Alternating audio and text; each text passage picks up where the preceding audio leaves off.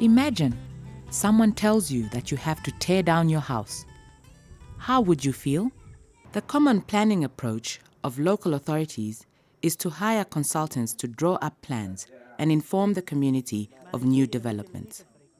Power is placed in the hands of local authorities, and residents have to comply. Now imagine a planning process in which ideas from the community are transformed into new layouts. A planning process which also involves local authority and professionals. Exactly this is what happened in Freedom Square in Gobabis. Gobabis is the capital of the Omaheke region in Namibia. Gobabis has 19,000 inhabitants.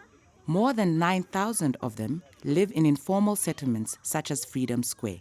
These informal settlements just grow as people move into town. As a consequence, the plots are difficult to service and some are even difficult to access. When the municipality proposed relocation to another location, the community was against it. The way forward was a community-driven process of planning and upgrading the settlement. This was a pilot project, a first-time cooperation between the community, their local authority, in partnership with the Namibian government and the University of Science and Technology. As with any pilot, the lessons you learn are important, and this is what we found. You need to know your settlement.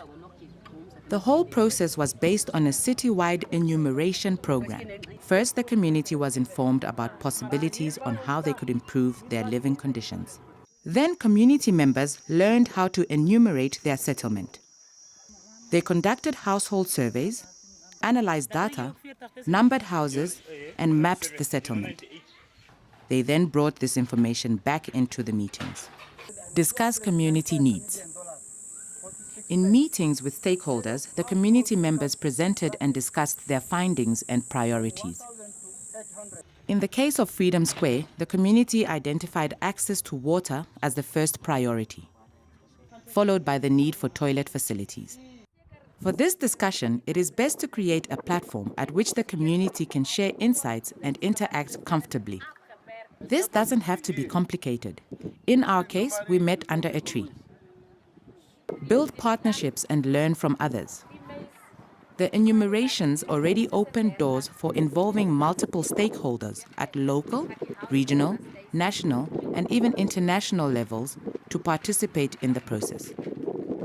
A key success factor in the Freedom Square project was a study tour to South Africa that the Shack Dwellers Federation and the Namibia Housing Action Group organized for members of the community and local authority. Here, they learned about opportunities and advantages of community-driven reblocking and settlement upgrading as opposed to resettlement. It was decided that this could be a way forward for Freedom Square. Organize planning studios. The objective of planning studios is to identify boundaries and create the new layout of the settlement. In Freedom Square, the community, as well as students from the then Polytechnic of Namibia, were involved. The first 4-day studio started off with the presentation of the enumeration information by community members. Community members teamed up with students. They identified access to services in and outside the blocks, explaining circulation routes for pedestrians and vehicles. They mapped features of the settlement, such as water drainage, plot layouts, protected trees, dump sites, as well as available services, such as water taps and toilets. The second studio also included officials. The community presented proposed layout plans based on the findings of the site analysis. We found that the planning studios turned the whole atmosphere in the community around. During the enumeration feedback session, community members were very agitated and hesitant to discuss the data. During the planning studio, however, people developed new skills, such as working with a GPS and reading maps, and they started to care about the environment. New leadership emerged in the process. Ultimately, community members clearly turned into empowered people who want and can contribute towards their own development. Legitimize the planning. Based on their new layout, the community started to relocate to new plots. It is, of course, crucial that the process results not only in a new layout of the settlement, but that it also has positive legal consequences for the community. Based on the Flexible Land Tenure Act, the 1,050 households that reside according to their new layout can register their tenure right.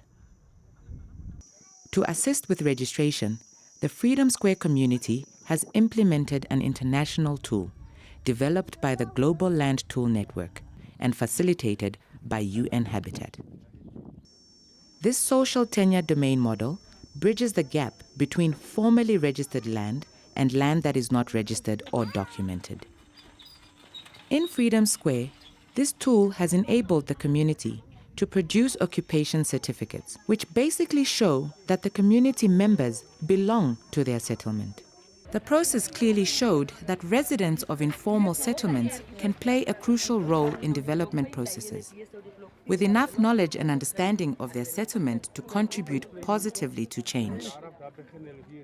For the students, the participatory planning process presented them with the opportunity to plan with the community and not for the community. Experiences like these do change the mindset of the town planners of the future. Or, in the words of a community member, you cannot plan for us without us. Instead, plan for us with us. This project was one of the most successful stories that we can tell as Gobabis, a project that we regard as very important in the transformation of our informal settlements. We really want to compliment and express our gratitude to the students of Polytech, to NHAG, to the Shack Dwellers Federation, and all that were involved, especially our community, in how they really participated to craft this destination, and for them today to be able to say, yes, we have done it ourselves and we are owning this project. So it was really a milestone for us as Gobabis.